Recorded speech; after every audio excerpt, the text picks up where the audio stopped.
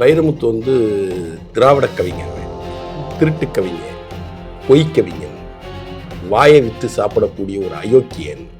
அதனால் அந்த ஆள் வந்து நேரடியாக முக ஸ்டாலினை சொல்ல முடியல. ஏன் இப்படி ஆட்சிக்கு வந்த உங்கள் ஒப்பங்காலத்திலேருந்து நான் உங்களுக்காக கூவிக்கிட்டு இருக்கேன், நீ எனக்கு செய்யக்கூடாதா? ஆரியத்தில் சொல்றதுக்கு ஒண்ணுமே இல்லை, அதனால திராவிடத்திலிருந்து திருட பார்க்குறாங்க, ஏமாத்த பாக்குறாங்க நம்மளெல்லாம் அப்படின்னு முதலமைச்சர் முக ஸ்டாலின் சொல்றாரு. திருவள்ளுவர் திராவிட ஆமா, அவர் வந்து திராவிட திருவள்ளுவர். இவனுக்கு திருக்குறள் படிச்சிருக்காரு முக ஸ்டாலின், ஓரளவு கருணாநிதி படிச்சிருந்தா இளமை புகுத்துன்னு சொல்லியிருக்காங்க. ஆமாம்மா, இவர் தான் டிகிரியே படிக்கலையம்மா. ஏதாச்சும் தெரிஞ்சு பப்ளிக் மீட்டிங்ல தானே பேசுறாரு, ஏதாச்சும் உருப்படியா பேசுறாரா? எது பார்த்து படிக்கிறத வந்து தப்பு இல்லாம படிக்கிறாரா? சரக்குன்னு சொல்லி ஆசிட்டை வித்துக்கிட்டு மக்களை கொலையா எடுத்துக்கிட்டு அவன் ஈரல் கெட்டு போய், குடல் கெட்டு போய், கிட்னி கெட்டு போய், அந்த நீ விற்கிற டாஸ்மார்க்ல விற்கிற சரக்கை செத்து போயிட்டு இருக்கான். அதுல நீ ஆளுங்களை வச்சு ஊழல் பண்ணி 30,000 கோடி 40,000 கோடி திருடி வச்சிருக்கிற. நீ எல்லாம் திருக்குறளை பத்தி திருவள்ளுவரை பத்தி பேசலாமா? உனக்கு அந்த தகுதி இருக்கா? 3 கோடி உறுப்பினர்கள் இருக்காங்கல்ல, எலெக்ஷன்ல நீ 3 கோடி ஓட்டு வாங்கிடியா? ஓட்டு வாங்கல கச்சா கழிச்சுட்டு வீட்டுக்கு போயிடியா? 3 கோடி உறுப்பினர் இப்ப திமுகவுக்கு. 2026 தேர்தலில் 3 கோடி ஓட்டு வாங்கிருக்கணும். நீ 2024 2 கோடி ஓட்டு வாங்கினியா? 2 கோடி உறுப்பினர் சொன்னில்ல, 2 கோடி ஓட்டு வாங்கினியா நீ? அப்போ கட்சிக்காரனே அவனுக்கு ஓட்டு போடல, திருட்டு தரவா மெம்பர் சேர்த்து வச்சிருக்காங்க. செத்து போனவன், ஊரை விட்டு ஓடி போனவன், ஜெயில இருக்கிறவன், கொள்ளக்காரன், கொள்ளையடிச்சு ஆயுள் தண்டனை வாங்கினவன் எல்லாரையும் ஓரளவு தமிழகம். நீங்க அப்படியே எடுத்துக்கணும். இருந்தவர்கள் கூட வந்து திமுக ஆட்சியில வாழ முடியலையே வருத்தப்படுறாங்கன்னு நீங்க எடுத்துக்கலாம். கருணாநிதி பேர்ல உறுப்பினர் கார்டு போட்டாங்களா? அன்பழகன் பேர்ல உறுப்பினர் கார்டு போட்டாங்களா? அவர் தான் சார் கட்சியினுடைய இதுக்கு தலைவர். உறுப்பினர் கார்டு இப்ப இருக்கா லைவ்ல? கருணாநிதி பேர்ல செத்து போயிட்டாருன்னு உறுப்பினர் கார்டு இல்ல, அன்பழகன் பேர்ல செத்து போயிட்டாருன்னு உறுப்பினர் கார்டு இல்ல. அப்புறம் ஊரா விட்டு அப்பெல்லாம் ஆயான செத்து போனவன் பேர்ல நீ உறுப்பினர் கார்டு போட்டு வச்சிருக்கிற.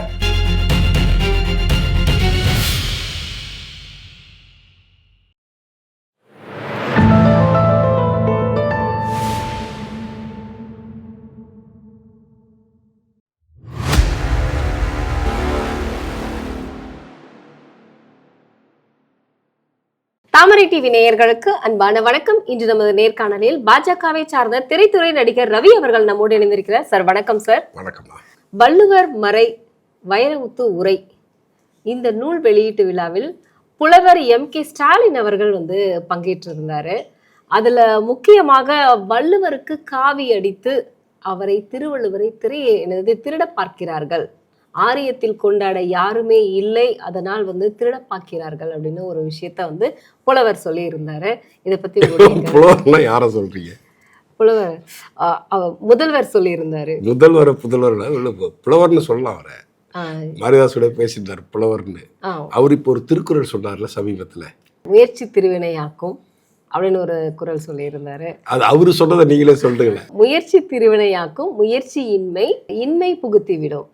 முயற்சி செய்யல அப்படின்னா அது வந்து இன்மை புகுத்தி விடும்னு சொல்லியிருந்தாங்க. இவர் இளமை புகுத்தி விடும் சொன்னார். அது வந்து திருவள்ளுவர் சொன்னது.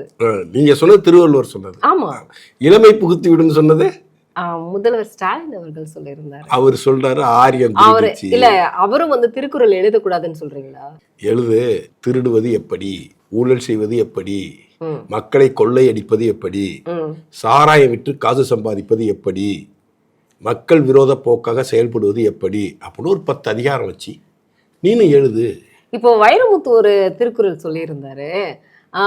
மத்திய அரசுக்குனே 2000 ஆண்டுகளுக்கு முன்னாடி திருவள்ளுவர் ஒரு குறளை எழுதி இருந்தாரு அப்படின்னா திமுகவுக்கும் எழுதி இருப்பாரு இல்லையா? அவர் திமுகவுக்கு தான் எழுதியிருக்காரு, அததான் வைரமுத்து மத்திய அரசு சொல்றாருன்னு நினைக்கிறேன் நானு. இல்ல, அது வந்து அந்த குறளையும் நான் உங்களுக்கு சொல்லிடுறேன். காக்கை கரவா கரைந்துண்ணும் ஆக்கமும் அன்ன நீர் ஆக்கே உல அப்படின்னு சொல்லியிருந்தாரு. அப்படின்னா காக்கை போலவாது மத்தவங்களுக்கு கொடுத்துட்டாது செய்ய அப்படின்னு சொல்லியிருந்தாரு. ஏன்னா அது கூட நிதியை தரமாட்டேங்கிற எங்களுடைய தமிழகத்தின் முதல்வர் உருண்டு பிறண்டு மக்களுக்கு தேவையான சேவைகளையும் திட்டங்களையும் செய்து கொண்டு இருக்கிறார், அதை பார்த்து உனக்கு மனம் இறங்கவில்லையா அப்படின்னு சொல்லி ஸ்டாலினை பார்த்து சொல்லியிருக்காரு. வைரமுத்து வந்து திராவிட கவிஞர், திருட்டு கவிஞர், பொய் கவிஞன், வாயை விட்டு சாப்பிடக்கூடிய ஒரு அயோக்கியன். அதனால் அந்த ஆள் வந்து நேரடியாக முக ஸ்டாலினை சொல்ல முடியல.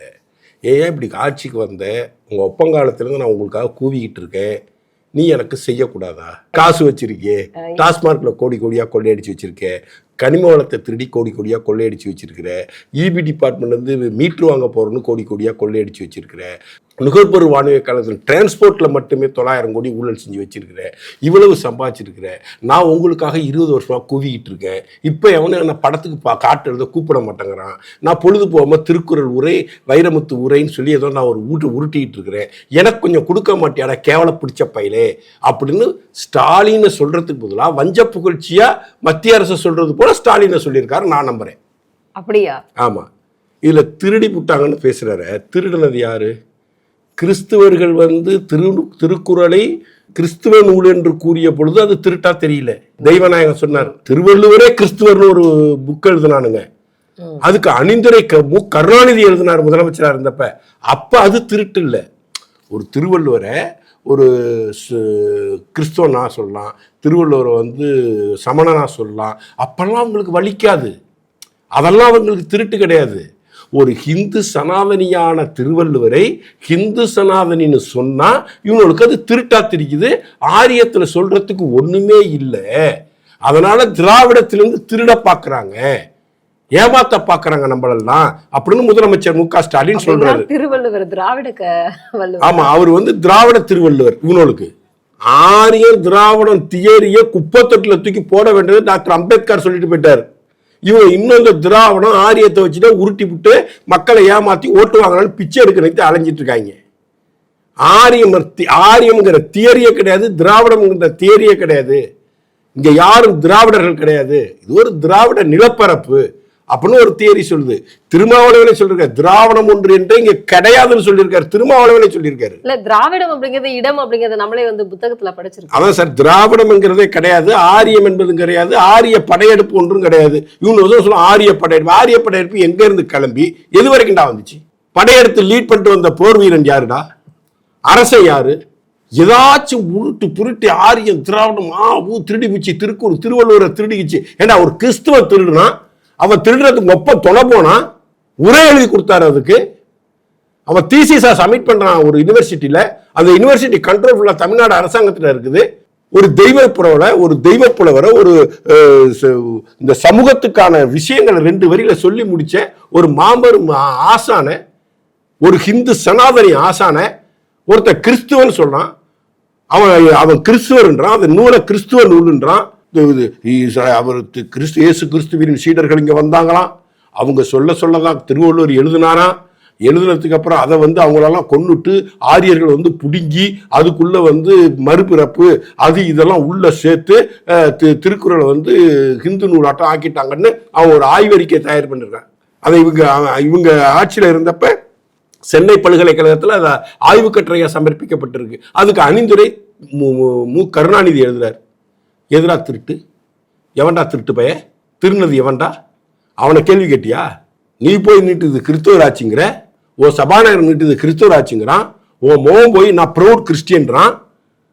அப்ப கிறிஸ்துவ திருடுனா ஓகே, ஹிந்து சனாதனின்னு சொன்னா நீ ஒத்துக்க மாட்டேன். 10வது குறள் என்னமா சொல்லுது? பிறவி பெருங்கடல் நீந்தார் இறைவனடி சேராதார். இறைவன் சேராத இறைவனடி சேராத. அது யார சொல்றாங்க இறைவனடின்னு? வள்ளுவர் யார சொன்னாரு? இயேசு கிறிஸ்து எப்ப பிறந்தாரு? கிறிஸ்துவ எப்போ உருவாச்சு? புதிய ஏற்பாடு எப்போ வந்துச்சு? பழைய ஏற்பாடு எப்போ வந்துச்சு?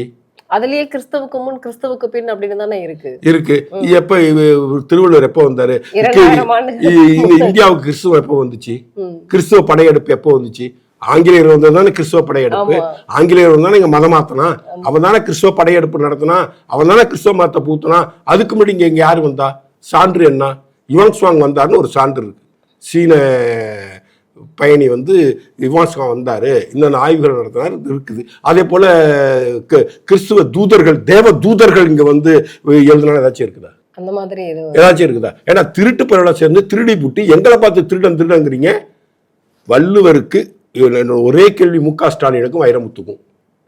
வைரமுத்து ஆண்மகனாக இருந்தால், வைரமுத்து உண்மையான திருடாத கவிஞனா இருந்தால், நீயே அகநானூறு புறநானூறுல நீ திருடி தான் நீ கவிதை எழுதிட்டு இருக்கிற.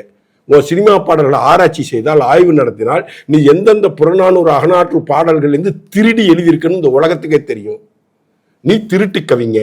ஒண்ணுகிட்ட ஒரு கேள்வி வைரமுத்துக்கு, ஆண்மகனா இருந்தா பதில் சொல்லட்டும். திருவள்ளுவருக்கு தமிழ்நாட்டில் கோவில் இருக்கிறதா இல்லையா?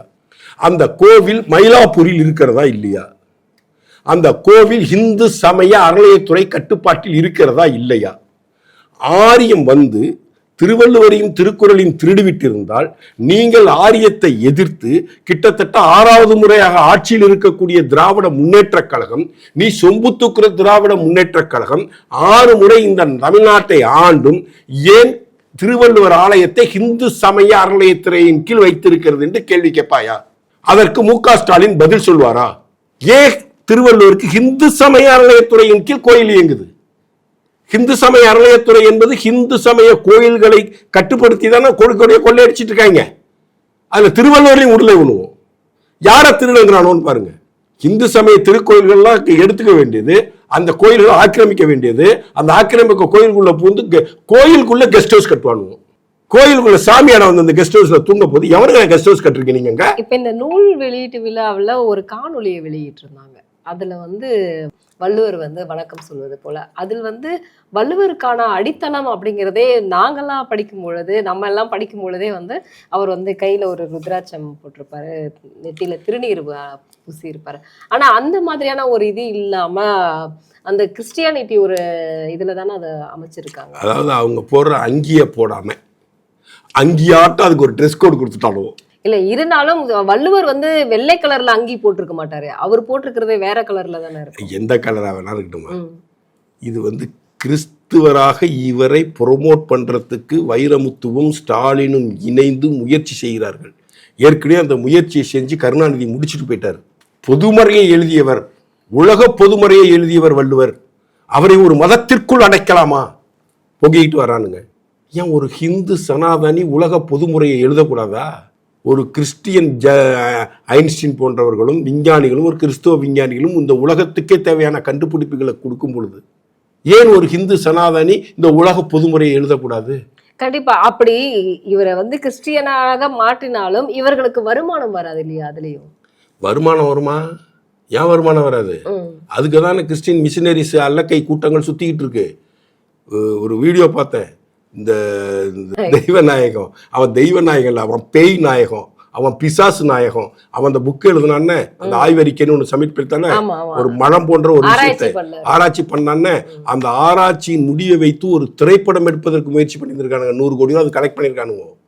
நீ இப்படிலாம் கிறிஸ்துவராட்ட நீ வள்ளுவரை போட்டு நீ வந்து பறைசாட்டி போட்டினா உன எலெக்ஷன் காம்பெயினு காசு கொடுத்துருவானு. எங்க பார்த்தாலும் காசு சம்பாதிக்கணும், அதான் இவங்களோட இலக்கு, வெற்றி நிச்சயம்னு போட்டுக்கிட்டு இவனை வந்து திருடணும், சம்பாதிக்கணும், கிறிஸ்துவ மிஷினரியிலேருந்து காசு வாங்கணும், கிறிஸ்துவர் ஓட்டு வந்து விஜய்க்கு போயிடுமோங்கிற பயம் இருக்கு. அதனால பார்த்தீங்களா நாங்கள் வள்ளுவருக்கு கிறிஸ்துவ கூட போட்டுட்டோம், விஜய் செய்ய மாட்டாரு, நாங்கள் செஞ்சுட்டோம், எங்களுக்கு உங்கள் ஓட்டெல்லாம் போட்டுருங்க மறந்துடாமன்னு சொல்லாமல் சொல்லியிருக்கானுங்க. ஏமா நான் என்ன கேட்குறேன், திருக்குறள் படிச்சிருக்காரு மு.க. ஸ்டாலின், ஓரளவு கருணாநிதி படிச்சிருப்பாரு, படிச்சிருந்தா இளமை புகுத்தும்னு சொல்லியிருக்க மாட்டேன். ஆமாம்மா, இவர் தான் டிகிரியே படிக்கலையம்மா, பேப்பரை சேஸ் பண்ணி தானே பாஸ் பண்ணியிருப்பாரு. இவர் எந்த காலேஜுக்கு, நியூ காலேஜ் ஸ்டூடெண்ட்னு நினைக்கிறேன். இவர் என் காலேஜுக்கு ரெகுலராக போய் அட்டன் பண்ணாரா? இவர் அட்டண்டன்ஸ் கெப்பாசிட்டி என்ன? இவர் எப்படி டிகிரி முடிச்சாரு? படிச்சிருக்காரா இவர்? முதல்ல துண்டு சீட்டு பார்த்து படிக்க தெரியுதா? இவருக்கு சுதந்திரத்தனம் தெரியுமா? குடியரசுத்தனம் தெரியுமா? மேக்ஸ் தெரியுமா? பெருக்கல் வகுத்தல் கழித்தல் தெரியுமா? இவருக்கு கூட்டல் தெரியுமா? ஏதாச்சும் தெரிஞ்சு பப்ளிக் மீட்டிங்ல தானே பேசுறாரு, ஏதாச்சும் உருப்படியா பேசுறாரா? எது பார்த்து படிக்கிறத வந்து தப்பு இல்லாம படிக்கிறாரா? பார்த்து படிக்கிறாரு. மகனே பார்த்து தானே சார் படிக்கிறாரு. இருக்கட்டுமா, பார்த்து படி. ரெஃபரன்ஸ் நான் கூட தான் கொஞ்சம் எழுதிட்டு வந்திருக்கிறேன். பார்த்து படிக்கிறது தப்பு இல்லை, குறிப்பெடுத்துட்டு வந்து பேசுறது தப்பு இல்லை, குறிப்பு வச்சுக்கிறதும் தப்பு இல்லை. அதை தப்பு இல்லாம பேசுறியா நீ? தவறு இல்லாம பேசுறியா நீனு?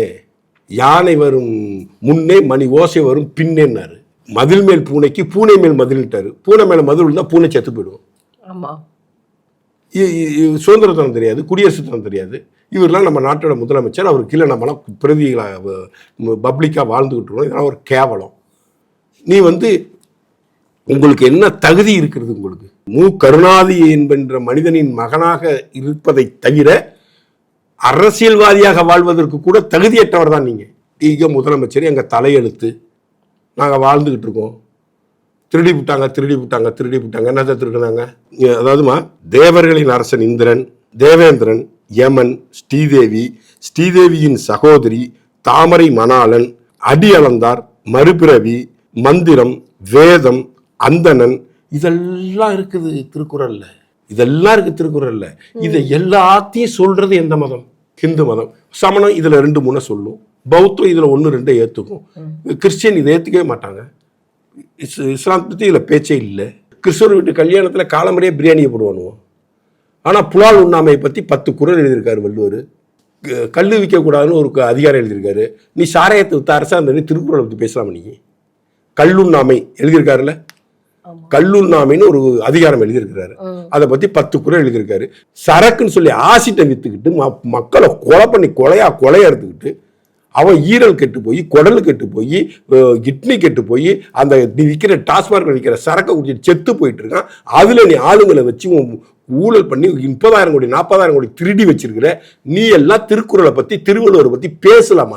உனக்கு அந்த தகுதி இருக்கா? சமீபத்துல கூட ஒரு ஸ்கூல் டீச்சர் குடிச்சிட்டு கிளாஸ் ரூம்ல படுத்திருந்தாரு. டீச்சர் குடிச்சிட்டு கிளாஸ் ரூம்ல படுத்திருந்தாரு. இபி ஆபீஸ்ல ஒருத்தன் குடிச்சிட்டு இபி ஆபீஸுக்குள்ள தூங்குனா. எல்லாத்துக்கும் நீ விற்கிறதெல்லாம் குடிக்கிறான். எந்த மாநிலத்தாவது அரசாங்கமே பிராந்தி விற்கிறானா? எந்த அரசாங்கம் சாராயம் விற்கிறதா நேரடியா? நீ விற்கிறது இல்லாம கொள்ளையடிக்கிறது இல்லாம மோனோட அல்லக்கைகள்லாம் கோடீஸ்வரன் ஆயிட்டானுவோம். நீ சாராயத்தை வித்துக்கிட்டு கல்லுண்ணாமையை பற்றி எழுதுன திருவள்ளுவரை தூக்கி சுமந்துக்கிட்டு வர்ற. ஃபர்ஸ்ட் மதுவிலக்கை கொண்டு வந்து திருக்குறளை பத்தி பேசியா? திருக்குறளை பத்தி பேசுறது உனக்கு என்ன யோகியதை இருக்கு? நம்மெல்லாம் தமிழின விரோதிகளாம். மோடி எல்லாம் தமிழின விரோதியா, தமிழ்நாட்டுக்கு எதுவுமே செய்யலையாம். அதான் தான் திருட்டு புலவன் வைரமுத்து ஒரு திருக்குறளை சொன்னாங்கல்ல. ஏண்டா இந்த ஒரு விஷயமா செம்மொழி வாங்கினானு அந்தஸ்து. செம்மொழி வாங்கி ஏஆர் ரஹ்மானை வச்சு மலையாள டைரக்ட் பண்ண சொல்லி செம்மொழியாம் எங்கள் தமிழ் மொழியாம்னு பாட்டு போட்டானுங்க. ஆனா செம்மொழி ஆய்வு மையம் எங்க இருந்துச்சுன்னு தெரியுங்களா? 2014 வரைக்கும். 2014 வரைக்கும் பெங்களூர்ல ஒரு ஒண்டி குடுத்தனத்துல 10க்கு 10 ரூம்ல வச்சிருந்தானோ செம்மொழி ஆய்வு மையத்தை. 2014க்கு அப்புறம் நரேந்திர மோடி அவர்கள் ஆட்சிக்கு பிரதமர் கட்டிலில் அமர்ந்த பிறகு 5000 கோடி ரூபாய் நிதி ஒதுக்கி தரமணியில தமிழ் செம்மொழி ஆய்வு கூடத்தை அமைத்து பில்டிங் கட்டி அங்க ஆராய்ச்சிக்கு உதவி பண்ணி பல ஆராய்ச்சி நூல்கள் ஒவ்வொரு வருடமும் வெளிவந்து கொண்டிருக்கிறது. இதை செய்த நரேந்திர மோடி உங்களுக்கு தவறானவர், தமிழின விரோதி, தமிழுக்கு எதுவும் செய்யல. ராணுவ முகாமில் சைனா பார்டர்ல போய் நின்றுகிட்டு திருக்குறளை பேசுறவங்க உங்களுக்கு தமிழின விரோதி. அமெரிக்காவில இருந்து ஐநா சபையில இருந்து போற இடத்துல எல்லாம் திருக்குறளையும் கணியன் பூன்கொண்டான விஷயத்தையும் யாதும் ஊரே யாவரும் கேளீர் என்கிற விஷயத்தை எல்லாம் தமிழின் பெருமையும் தொன்மையும் எடுத்து எடுத்து எடுத்து எடுத்து பேசக்கூடியவர் உங்களுக்கு தமிழின விரோதி. திருக்குறளை 100 உலக மொழிகளில் மொழிபெயர்த்து வெளியிட வேண்டும் என்ற டார்கெட் இருந்துச்சு. கிட்டத்தட்ட 40 மொழிகளில் மொழிபெயர்த்து வெளியிட்ட திரு நரேந்திர மோடி உங்களுக்கு தமிழின துரோகி. தமிழை ஒரு மொழிப்பாடமாக கூட தமிழகத்தில் படிக்காமல் உயர்கல்வி விட படித்துவிட முடியும் என்ற ஆட்சி அதிகாரத்தை நடத்தி கொண்டிருக்கிற நீங்கள் தமிழின காவலர்கள். தமிழுக்கு நீ என்ன செஞ்சு கிழிச்ச? இந்த திருக்குறளை கொண்டு சேர்க்கறதுக்கு நீ என்ன செஞ்சு கிழிச்ச? எத்தனை மாநிலத்தை திருக்குறளை கொண்டு போய் ஒரு பாடமாக அமைப்பதற்கும் நீ எத்தனை இந்திய மொழிகளிலும் மொழிபெயர்த்து அத்தனை இந்திய மொழிகளிலும் திருக்குறளை ஒரு பாடமாக கொண்டு போய் நீ போய் எல்லா மாநிலத்தையும் சேர்த்தியா? நீ மத்திய அரசாங்கத்தில் எவ்வளவு பெரிய பொறுப்புல இருந்த? அமைச்சரவையில யார் யாருக்கு எந்தெந்த பொறுப்பு உங்க அப்பா போய் 20 நாள் உட்கார்ந்து சோனியா காந்தி பேச்சுவார்த்தை வாங்கிட்டு வந்தார்ல. அதே போல திருக்குறளை கொண்டு சேர்க்கறதுக்கு என்ன செலவு வச்சுட்டா சரியா போச்சா? திருவள்ளுவருக்கு அதுதான் செஞ்சிருக்க. வள்ளுவர் கோட்டம் கட்டடம் கட்டின காசு சம்பாரிச்ச. அந்த வள்ளுவர் கோட்டம் இருப்பதனால் திருக்குறளுக்கு என்ன செஞ்சிட்ட? திருவள்ளுவருக்கு என்ன புகழ் சேர்த்துட்ட? நீனு திருக்குறளை கொண்டு போய் மற்ற மொழி பேசக்கூடிய மக்கள்கிட்ட கொண்டு சேர்த்தியா? நீனு உனக்கு அந்த யோகிதை இருந்துச்சா? 4.5 வருஷத்துல திருக்குறளுக்கு மு.க. ஸ்டாலின் செய்த பணி என்ன? கடந்த 4.5 வருஷத்துல திருக்குறளுக்கு தமிழக அரசு செய்த பணி என்ன? என்ன என்ன என்ன கிழிச்சிருக்க நீனு? நம்ம போற பேருந்துல எழுதி வைக்கலாமா? அது இல்ல. ஒரு கேரளாக்காரங்களும் ஒரு கர்நாடகாக்காரங்களும் ஒரு தெலுங்குக்காரங்களும் ஒரு குஜராத்திக்காரங்களும் ஒரு மகாராஷ்டிராக்காரங்களும் திருக்குறளை படிக்கிறதுக்கு என்ன செஞ்ச? மோடி செஞ்சிருக்காரு. நாங்க திருடி விட்டோமா? நாங்க திருடனா? நீ ஆரியன் சொன்னா இந்து மதத்தை ஏற்றுக்கொள்ளக்கூடிய அனைவரும் ஆரியர்கள். அவங்க பார்வை அப்படிதான். இந்து மதத்தை துவேசிக்கக்கூடியவர்களா திராவிடர்கள். அதுதான் என் டெஃபனேஷன். இப்ப எல்முருகன் ஒரு விஷயத்த சொல்லியிருக்காரு. இப்போ கோவில் நிதியை எடுத்து இந்த மாதிரியான செயல்களை செய்வதற்கு அப்புறம் திமுகவில் இருக்கக்கூடிய பணம் திவால் ஆயிடுச்சா? அந்த அளவுக்கு நஷ்டத்துல போயிடுச்சு திமுக அப்படிங்கிற மாதிரியான ஒரு கேள்வியும் வச்சிருக்காரு. கடவுள் படத்தை தான் எடுத்துக்கணுமா அப்படின்னா, இப்போ இவங்க திருவள்ளுவரையே கடவுளாக சித்தரித்தவர்கள், அப்புறம் அவர் கடவுளும் இல்லைன்னு சொல்றாங்க. கிறிஸ்டியானிட்டிக்கு கொண்டு வராங்க, அப்புறம் ஏன் கோவில் பணத்தை எடுத்து செலவு பண்றாங்க? கோயில்களில் நிதி இருக்கக்கூடாது. ஏன்? கோயில் இருக்கிற பணத்தெல்லாம் காலி பண்ணாதான் அங்கே திருவிழாக்கள் நடக்காது, பக்தர்களுக்கு சௌரியம் செஞ்சு தர முடியாது, கோயில்களை நிர்மூலமாக்க முடியும். இதுதான் திமுகவினுடைய அஜெண்டா. எந்த கோயிலையும் பணம் டெபாசிட்ல இருக்கக்கூடாது. சமயபுரம் மாரியம்மன் கோயிலில் இருந்த மொத்த பணத்தை எடுத்துட்டாங்க. திருச்செந்தூர் கோயில் முருகன் கோயிலில் இருக்கிற பணத்தை எடுத்துட்டு விளாத்தி குளத்தில் கொண்டு போய் காலேஜ் கட்டுறாங்க. கபாலீஸ்வரர் கோயில் பணத்தை எடுத்துக்கொண்டு போய் குளத்தூரில் காலேஜ் கட்டுறானுங்க. அதுக்கெல்லாம் உங்களுக்கு உரிமை இல்லை என்பதை பல முறை நீதிமன்றங்கள் உறுதிப்படுத்திருக்குது. இவனை கோயிலை கொள்ளையடிக்க வந்த கூட்டம் தானமா இது. பழைய தங்க நகைகளை உருக்கி தங்க கட்டிகளாக மாற்றி அதை டெபாசிட் பண்ண போறோம்னு ஒரு ஸ்கீம் கொண்டு வந்தோம். அது எதுக்கு? கோயில் நகைகளையா? கோயில் நகைகளை எதுக்கு தெரியுமா? கோயில் கட்டின காலகட்டத்திலேயே 1000 வருஷத்துக்கு முன்னாடியே 500 வருஷம் முன்னாடியே அந்த தெய்வங்களுக்கு அணிவிப்பதற்கான தங்க நகைகளை அரசர்கள் பரிசளித்திருப்பாங்க. ஒரு 1.5 அடி சிலையை கடத்திடுறாங்க. அதில் கலந்துருக்கிற தங்கமோ இல்லை பஞ்சலோகமோ ஏதோ ஒன்று, அதற்கா விலை? அது 1000 ஆண்டுகள் பழமையானதுங்கிறதுக்கு தான் விலை. ஆன்டிக்ஸ். அதே போல் அந்த நகைகள்லாம் ஆன்டிக்ஸ் நகைகள், பல்லாண்டு காலம் பொக்கிஷம். அதெல்லாம் பிடிச்சி உருக்கிறான்னு தான் சொல்கிறானுங்க. இவனை உருக்கி இருக்க மாட்டானுங்க. வெறுங்கிறதுக்கு தங்கத்தை வாங்கி வச்சுட்டு ஆன்டிக்ஸ் நகைகளை இவனை கொள்ளை அடித்து நாடு கடத்தியிருக்கானுங்க. அப்படி தான் அதை நான் பார்க்குறேன். ஆன்டிக்ஸ் நகைகளை உருக்குற நீ 500 ஆண்டுகள் 300 ஆண்டுகள் 100 ஆண்டுகள் பழமையான ஆன்டிக்ஸ் நகைகளை உருக்கு நீ தங்க கட்டிகளாக மாற்றுவதாக கூறிக்கொண்டு இப்போ ஒரு 10 பவுன் நகை இருக்குது, ஒரு 300 ஆண்டுகள் பழமையானது. அதுக்கு விலை 300 வருஷத்துக்கான விலையை தவிர அந்த 10 பவுனுக்கும் 5 பவுனுக்கும் விலை கிடையாது. கண்டிப்பா கிடையாது. இல்ல அந்த நகையை அப்படியே தூக்கி வச்சுட்டு வேற ஒரு 10 கிராம் நீங்க கொண்டு வந்து வச்சுட்டீங்கன்னா வச்சிருக்கேன்னு நான் சந்தேகப்படுறேன். அதனாலதான் உருக்கணும்னு நினைக்கிறேன். உருக்கிட்டா அது எந்த பழைய நகையிலேருந்து உருக்குனதா புது நகையிலேருந்து உருக்குன தங்கமானு தெரியாது இல்ல. அப்ப நீ அதுக்கு மாற்றா தங்கத்தை வச்சுட்டு இந்த நகையை கொண்டு போய் கோடி கோடியா நீ கொள்ளையடிச்சிருக்க, நாடு கடத்திருக்க, அதுக்கு நீ பயன்படுத்திருக்க, நான் குற்றம் சாட்டுறேன். இது கோயில்னாலே கொள்ளையடிப்பதற்கான ஒரு கூடாரம். இல்ல எதற்கு எடுத்தாலும் கோவில் கோவில் கோவில் இந்த 2 மாத காலங்களாக அதிகமாக அடிப்பது. 10 கல்லூரிகள் அறநிலையத்துறை சார்பாக கட்டப்படும் அப்படின்னு சட்டசபையில் அறிவிக்கிறார். அறநிலையத்துறை சார்பாக கட்டுடா. நீ 12% பணம் எடுக்கிற கோயிலேருந்து நிர்வாக ஆடிட் ஃபீஸு 4% எடுக்கிற, நிர்வாக செலவு 12% எடுக்கிற, கிட்டத்தட்ட 12 நாளும் 16% பணத்தை நீ கோயிலேருந்து நீ எடுத்துக்கிற. அது அறநிலையத்துறை ஃபண்டு, அது சட்டப்படி எடுக்கிற. அறநிலையத்துறை சட்டம் சொன்னதன் அடிப்படையில் 16% நீ எடுத்துடுற. அந்த 16% செலவு போக எங்கள்கிட்ட அறநிலையத்துறையில் பாக்கி பணம் இருக்கு. அந்த பணத்தை வச்சு நான் முதலமைச்சருக்கு தொகுதியில் ஒரு கல்லூரியை கட்டுறேன், முதலமைச்சர் மொட்டை மாடியில் ஒரு நீச்சல் குளம் கட்டுறேன், நீ என்ன வேணாலும் கட்டு. கனிமொழி தொகுதியில் போய் நான் ஒரு காலேஜ் கட்டுறேன், கட்டிக்க. அறநிலையத்துறை ஃபண்ட்லேருந்து கட்டு. நீ எதுக்கு கபாலீஸ்வரர் உண்டியல் காசில் திருடுற? நீ எதுக்கு திருச்செந்தூர் முருகன் காசை திருடுற? நீ ஏன் அதுலேருந்து காலேஜ் கட்டுற? இப்போ எடப்பாடி பேசுனதுனால உன் மாணவரணியை விட்டு போராட சொல்ற. கல்வியை தடுக்க பார்க்கிறது, காவி சாயம் பூசிக்கொண்டு கல்வியை தடுக்க பார்க்கிறார் எடப்பாடி அப்படின்னு நீ சொல்ற. சரி, கோர்ட் ஏன் சொன்னிச்சு 4 கல்லூரியை துவக்கிட்டேன்னு சொல்றீங்க? டிஆர் ரமேஷன் சொல்ற அதுவே பொய்ங்கிறார். 4 கல்லூரி துவக்கப்படவே இல்லை, துவக்குனதா கணக்கு காமிச்சானுங்க. கணக்கு காமிச்சதே நீதிமன்றம் ஏத்துக்குச்சு. ஆனா பாக்கி 6 கல்லூரிகளை நீ துவக்கக்கூடாதுன்னு ஸ்டே பண்ணி வச்சிருக்குது. அப்ப நீதிமன்றங்களும் நீதிபதிகளும் காவிச்சாயத்தை பூசிக்கொண்டு தமிழ் மாணவர்களை படிக்க விடாம அடிக்கிறதா? சொல்லுவாரா முக ஸ்டாலின்? சொல்லுவாரா உதயநிதி ஸ்டாலின்? இதை ஏத்துப்பாரா அல்லோலியா பாபு? சொல்லுவாரா?